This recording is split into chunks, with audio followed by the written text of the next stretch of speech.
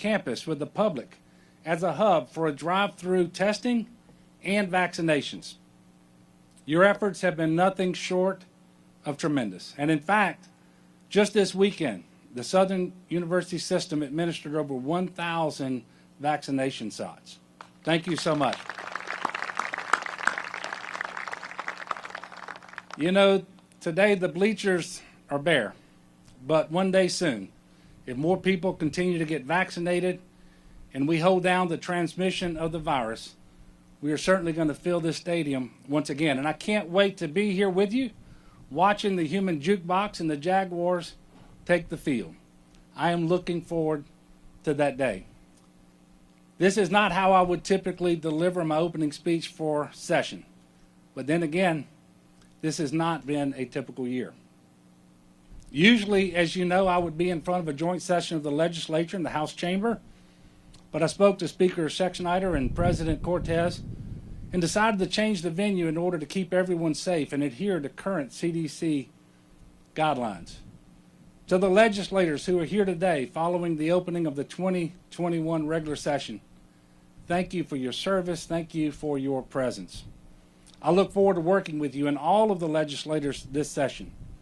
I know this hasn't been an easy year for you, for your families, for your businesses. COVID has taken far too many of our friends and colleagues. Earlier in the pandemic, you even lost one of your own, Representative Reggie Bagala. As you know, I lost a member of my own staff, April Dunn, around the same time. And then, in December, Senator Regina Barrow lost her husband of 36 years, James, to COVID. Senator Barrow, I want you to know how much I appreciate the work that you are doing despite your own heartache to encourage people to get vaccinated. To everyone watching, thank you for continuing to tune in and work with us as we navigate these uncertain times. I want to especially acknowledge those who were impacted by Hurricanes Laura and Delta. Please know that we are working hard every day with your local leaders, our congressional delegation, the Biden administration, to address the many needs that remain in Southwest Louisiana. I'm also joined today by a number of healthcare and frontline workers. Cynthia Keller is the lead production supervisor for food and nutrition services for Lane Regional Medical Center in Zachary. Dr. Aldo Russo is the regional medical director at Oxford Medical Center in Baton Rouge. Cynthia Pitts is the environmental services supervisor for Baton Rouge General Medical Center. Eric Swear is a respiratory therapist for Women's Hospital, and Belinda Beavers is the RN supervisor for the COVID ICU unit at Our Lady of the Lake. Chef Lonnie Trabeau with Citigroup Hospitality knows firsthand how the pandemic has impacted the restaurant industry. And she also spent time cooking meals for people experiencing homelessness. And Rakia Gallion has helped prepare over 30,000 meals a day for the East Baton Rouge school system. So please join me in welcoming these heroes this evening.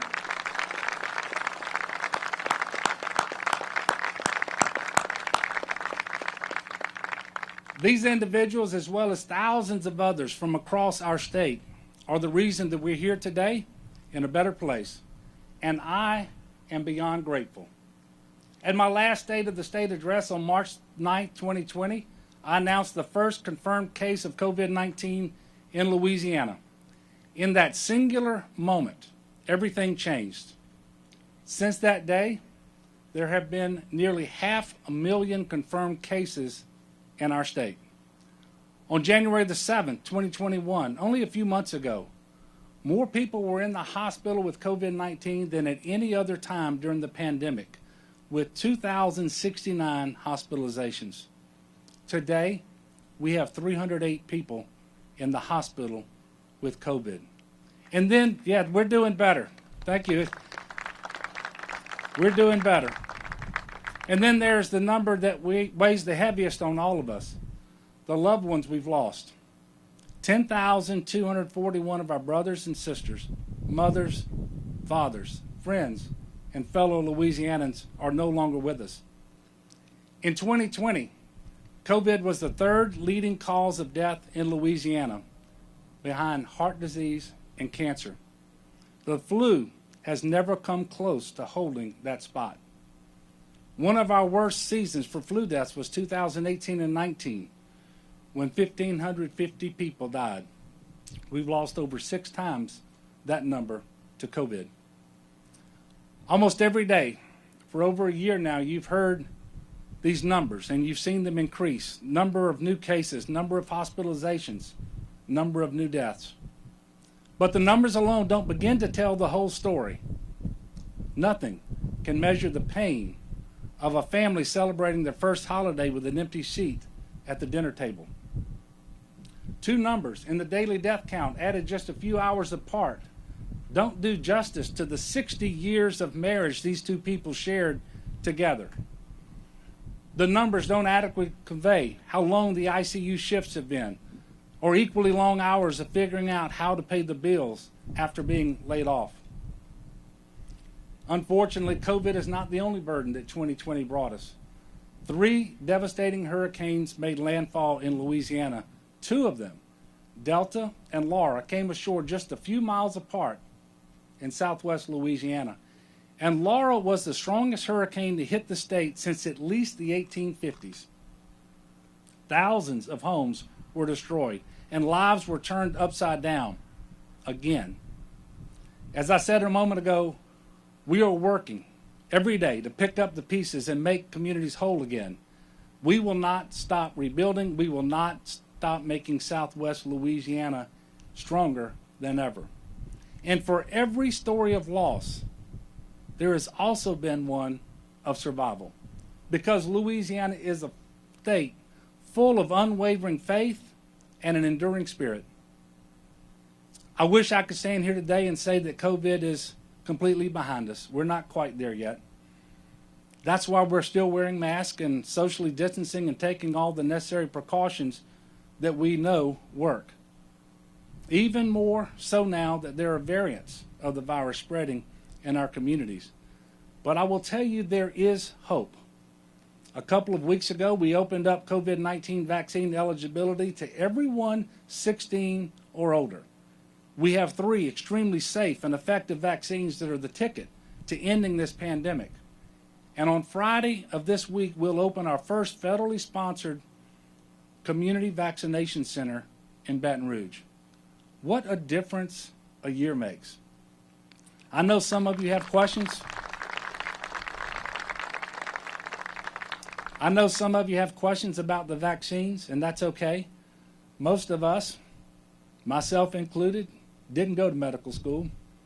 That's why I have Joe Canner with me everywhere I go, and he's at all of my press conferences. That's why you see doctors and nurses on the news reaching out to the public.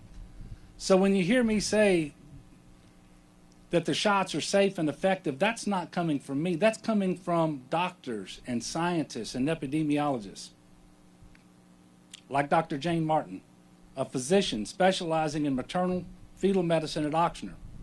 And she is with us here tonight. Thank you so much, Dr. Martin.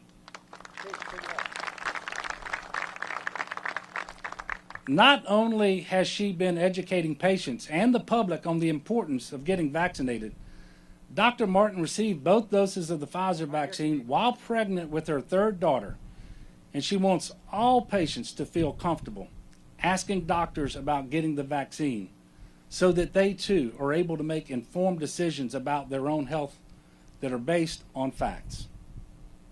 Over 28% of Louisianans, more than 1.3 million, have already begun their vaccine series. We need as many people as possible to be in that number as soon as possible to put this pandemic behind us. We have a new vaccine hotline you can call to schedule your appointment or connect with a medical professional who can answer your questions. That number is 1-855-453-0774. Again, it's 1-855-453-0774. So we're not out of the woods yet, but we are moving forward. And that's what I want to talk to you about now. What's next? Over the past year, we've been pushed to think outside the box, to work in new ways, learn in new ways, socialize in new ways. One thing is clear. We can absolutely do things differently. So this legislative session, let us challenge ourselves to envision new ways of making Louisiana better for all of our citizens. Tragedies like the ones we faced often remind us of our shared humanity. But then things start to get back to normal and we forget that for some, the road to recovery is much longer and more difficult. Like you, I want Mardi Gras parades to roll again. I want festivals to resume. And I certainly don't want to have to wear a mask all the time. But I don't want post-pandemic Louisiana to look completely like pre-pandemic Louisiana, nor should it, because we can do better. The pandemic has highlighted inequities that have persisted in our communities, especially when it comes to health outcomes. These inequities were not created overnight, nor will they be eliminated overnight. They're the culmination of years of policies and neglect that our communities of color and low-income populations have borne for generations. If we do not address these issues now, we are doing a great disservice to people who have already suffered so much. That is precisely why early in the pandemic I established the Health Equity Task Force. It's why we rolled out the Bring Back Louisiana campaign, or working to ensure that all communities have access to the vaccine. It's also why I created the Resilient Louisiana Commission, to ensure that small businesses that have been devastated by this pandemic have a seat at the table and a path forward. Through this work, we have safely reopened our economy and are quickly making up the ground we lost to the pandemic. It's why 5 years ago I expanded Medicaid to the working poor in Louisiana. Because of that decision, many more people, hundreds of thousands, have had access to primary care physician and the ability to afford prescription medication in order to treat or control underlying conditions that make them more vulnerable to COVID. I know that we still have a lot of work to do in order to improve health outcomes, but I can't imagine how many more people would have died this past year if not for the Medicaid expansion. Another way we've established groundwork for a more resilient Louisiana is through the creation of a Climate Initiatives Task Force last year. No state in our country is more adversely impacted by climate change than Louisiana. But at the same time, no state is better positioned to be a leader in reducing carbon emissions and bolstering coastal resiliency. By 2050, our goal is to reduce carbon emissions to net zero and to have invested $50 billion in rebuilding Louisiana's coast. The reason I know we can get there is because we are working with, not against, the energy sector that sustains so much of Louisiana's economy. Oil and gas production in the Gulf of Mexico continues to be important to Louisiana's success, and by working with these companies on a forward-thinking basis and to find solutions like carbon capture, we are going to make Louisiana more sustainable while also unlocking a whole new sector of economic and job opportunities. It's fitting that we're on the campus of Southern University today because economic diversification and access to opportunity starts with education. I have presented a budget that includes another pay increase for K-12 teachers and support staff. And it's not enough, I know that, but it is yet another step closer to bringing teacher pay back to the Southern regional average. And I hope that in a few weeks our revenue estimate will look even better and we will be able to increase that investment. Another priority for additional funding is early childhood education, and I know that just about every legislator shares that goal with me. My budget also includes a faculty pay increase for higher education as well as $15.6 million towards higher education budget stabilization.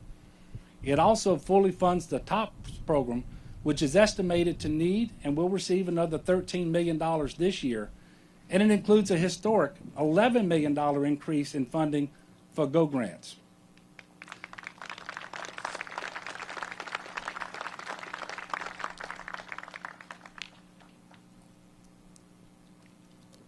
Tonight, we are all joined by Brandon Jones. He's a senior at LSU, majoring in electrical engineering. I took a few electrical engineering classes and didn't do so well, Brandon. I'm very, very envious of you. Brandon graduated high school from Scotlandville.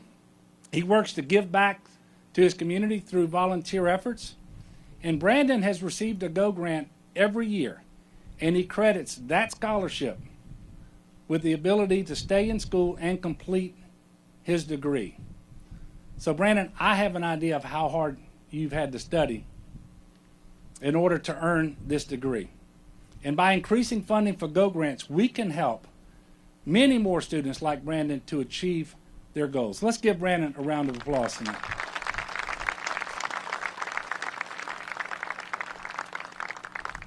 I want every student who walks on any campus in this state to have the opportunity to thrive.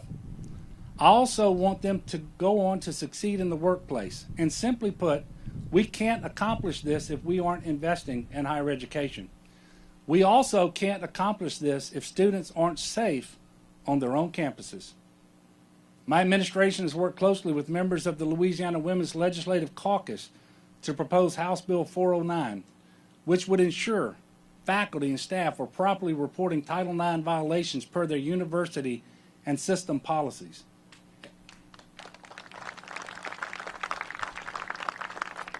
I know there are other bills that could be beneficial, and I'm committed to working with legislators on this issue. The key is that we have to get this right, and we have to do it now. This isn't the only way we are striving to make Louisiana a more just and inclusive place to live. We're also introducing legislation to ensure that pregnant or postpartum workers have reasonable accommodations to promote the health of both mom and baby. I've seen businesses, we all have, they've pivoted. Thank you. We've seen businesses pivot to address health and safety measures quickly because of the pandemic, and I applaud them for doing that. But if they can do that, there's no reason a company can't accommodate a worker during or after pregnancy. Louisiana, unfortunately, continues to be one of the worst states in the nation for maternal and newborn health outcomes. But we've already made significant progress. Last year, we met our goal of reducing maternal mortality related to hemorrhaging and hypertension by 20%.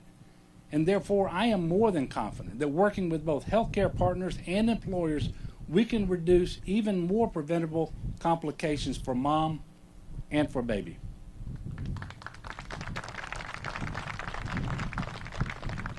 Louisiana also continues to have one of the largest gender wage gaps in the country.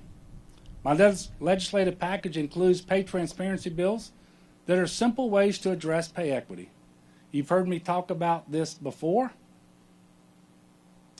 and you're going to keep hearing me talk about it until we actually do something. It is beyond time. Frankly, it's embarrassing because we all know that when women succeed, Louisiana succeeds, period.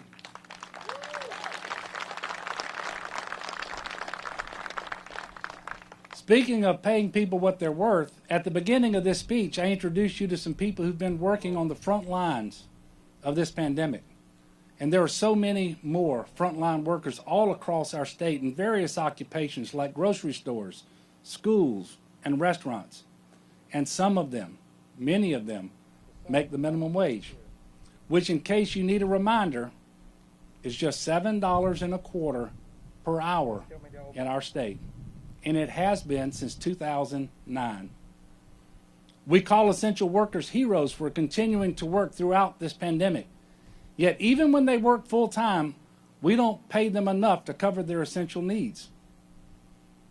I am one of the overwhelming majority of Louisianans who want a meaningful increase to the minimum wage that will help workers support their families and enjoy a better quality of life. This year, instead of including a specific minimum wage bill in my package, because I've tried that before about 5 times, I am supporting any and all efforts to raise the minimum wage. So my message to the legislature is simple. Pass a bill, get it on my desk, I'll sign it.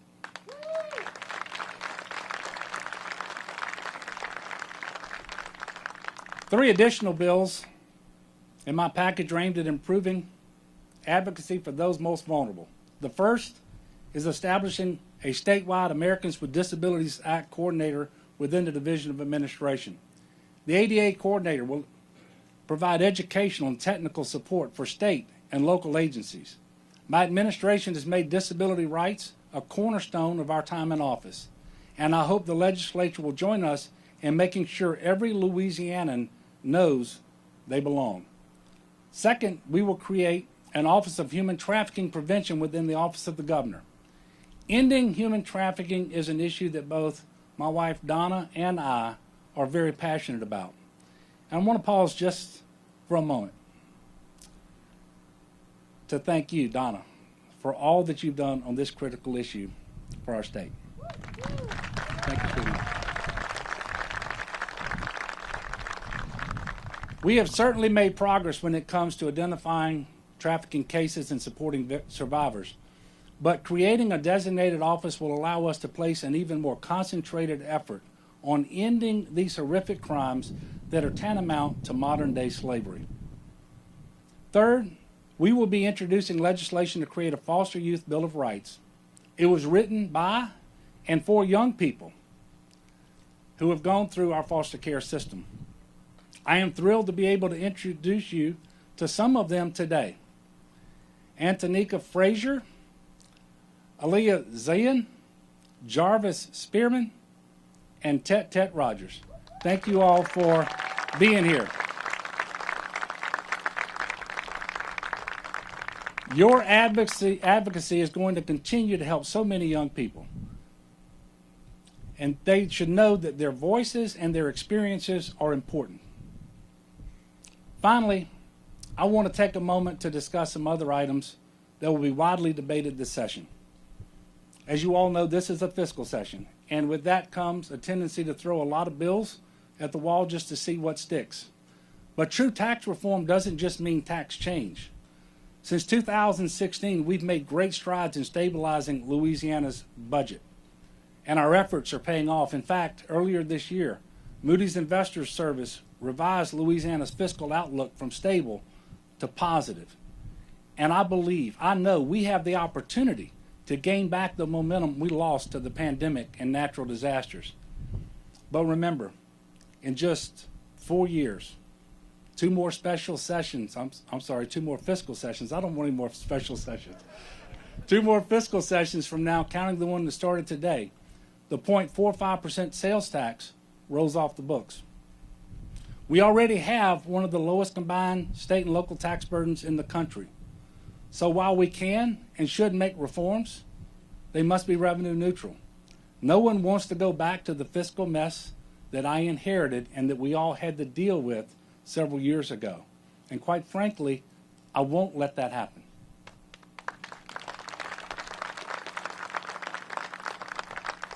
And like you, I'm extremely grateful for the $3 billion in assistance we are receiving through the American Rescue Plan. I believe our first priority needs to be replenishing the Unemployment Trust Fund to ensure that we can continue paying benefits and protecting businesses from tax increases. And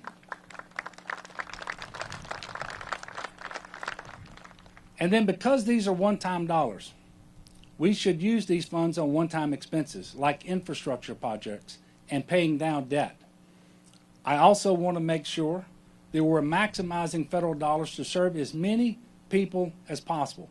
And that includes capitalizing on funding for high-speed, affordable broadband for every single person in the great state of Louisiana.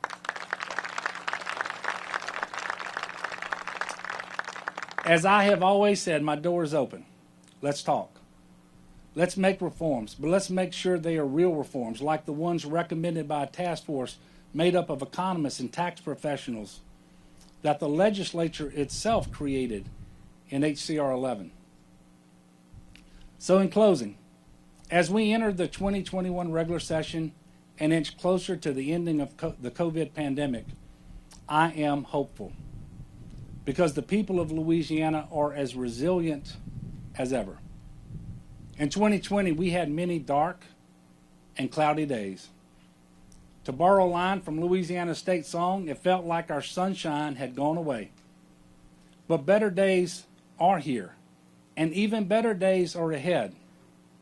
I was thinking about this recently as we celebrated Easter, and I know that Easter is a time that renews our hope and faith in brighter days to come.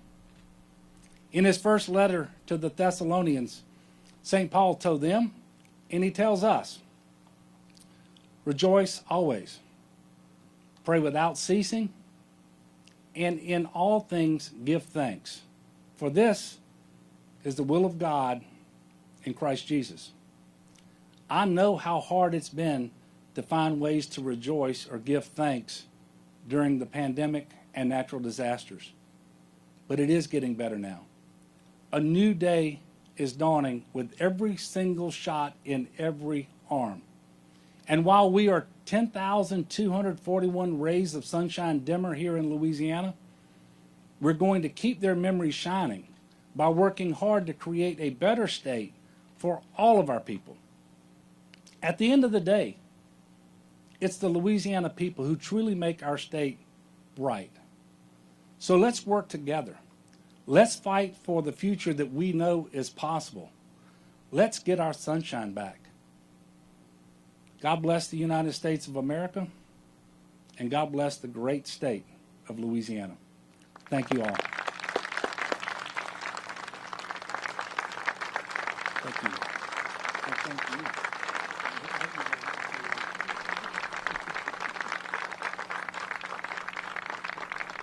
Put this back there.